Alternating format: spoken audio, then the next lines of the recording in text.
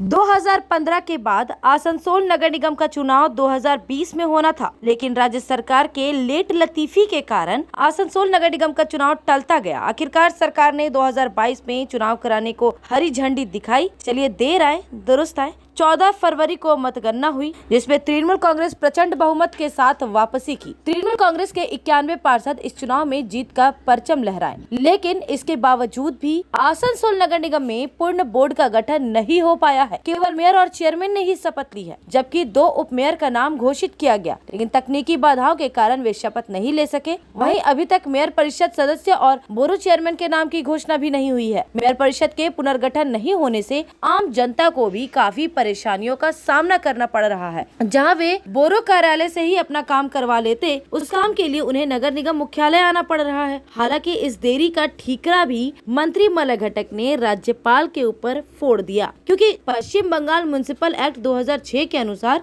नगर निगम में एक ही उपमेयर हो सकते हैं। बावजूद इसके तृणमूल कांग्रेस ने आसनसोल नगर निगम में 2 उपमेयर के नाम की घोषणा की, जिसके लिए कानून में संशोधन करना पड़ेगा। ये संशोधन पश्चिम बंगाल विधानसभा के माध्यम से ही होगी, जिसकी फाइल पश्चिम बंगाल के राज्यपाल जगदीप धनखड़ के पास है, लेकिन उन्होंने अभी तक इस फाइल पर अपना हस्ताक्षर नहीं किया है। उन्होंने अनुमति नहीं दी है। इसलिए मंत्री मलय घटक ने कहा कि मेयर परिषद गठन करने में देरी के लिए राज्यपाल से पूछा जाए कि वे फाइल पर हस्ताक्षर क्यों नहीं कर रहे हैं। इसी बीच भाजपा ने अपने पार्षद दल का नेता चैताली तिवारी को चुन लिया है। उन्होंने मेयर, निगम आयुक्त, राज्यपाल, नगर निगम मंत्रालय के मुख्य सचिव को पूर्ण बोर्ड गठन करने का पत्र लिखा है। उन्होंने राज्यपाल को भी पत्र लिखा, जिसमें उन्होंने कहा कि नियम के अनुसार पार्षदों के शपथ ग्रहण के 30 दिनों के भीतर ही पूर्ण बोर्ड का गठन हो जाना चाहिए, लेकिन 60 दिन बीत जाने के बाद भी आसनसोल नगर निगम का पूर्ण बोर्ड का गठन नहीं हुआ है। इसलिए राज्यपाल संविधान की रक्षा करते हुए जल्द पूर्ण बोर्ड गठन कराने की दिशा में कदम उठाए। हालांकि अभी तक राज्यपाल के तरफ से इस पर कोई प्रतिक्रिया नहीं आई है। वहीं 5 मई को तृणमूल कांग्रेस के नए भवन के उद्घाटन के अवसर पर पार्टी सुप्रीमो ममता बनर्जी ने एक बैठक बुलाई थी, जिसपे मेयर विधान उपाध्याय ने मुख्यमंत्री से मेयर परिषद और बोरो चेयरमैन के नामों की घोषणा करने का आग्रह किया था। तब मुख्यमंत्री ने आश्वासन दिया था कि 2 से 3 दिनों के भीतर मेयर परिषद के नामों की घोषणा कर दी जाएगी, लेकिन उस आश्वासन के भी 11 दिन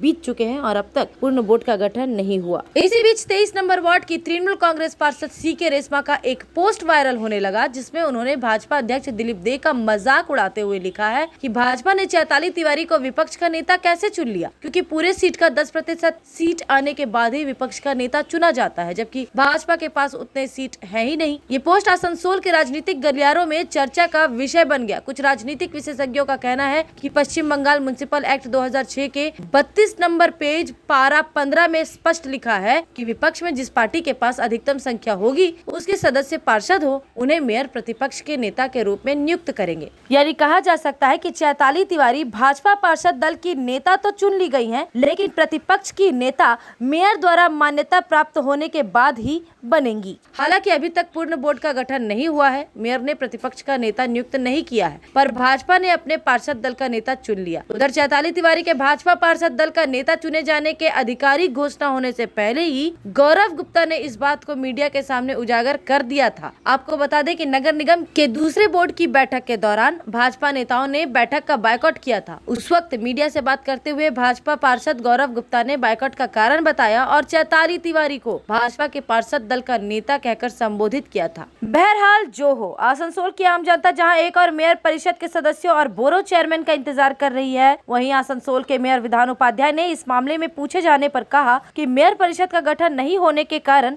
जनता के कार्य में कोई रुकावट नहीं हो रही है। हाँ, मौजूदा नगर निगम के कर्ता धर्ताओं पर कार्य का दबाव जरूर ज्यादा हो गया है। नगर निगम के काम का अतिरिक्त बोझ उन पर पड़ गया है। यदि बोर्ड गठन होता है तो उन्हें थोड़ी राहत होगी। तुम्हारे घर के फर्नीचर बहुत आकर्षक लगता है बहुत महंगा है।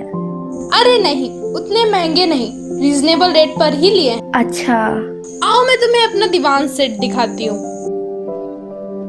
डिजाइन तो बहुत एट्रैक्टिव है, लगता है क्वालिटी में दम नहीं होगा।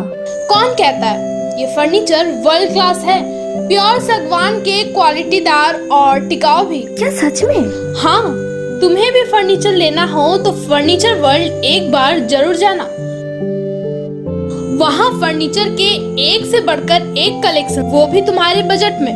साथ ही वहाँ फाइनेंस फैसिलिटी भी उपलब्ध है। सच में? तब आज ही अपना हबी को कहूँगी फर्नीचर वर्ल्ड चले। फर्नीचर वर्ल्ड फर्नीचर लवर्स की पहली पसंद, जीटी रोड शनि मंदिर के सामने, नूरुद्दीन रोड, आसनसोल।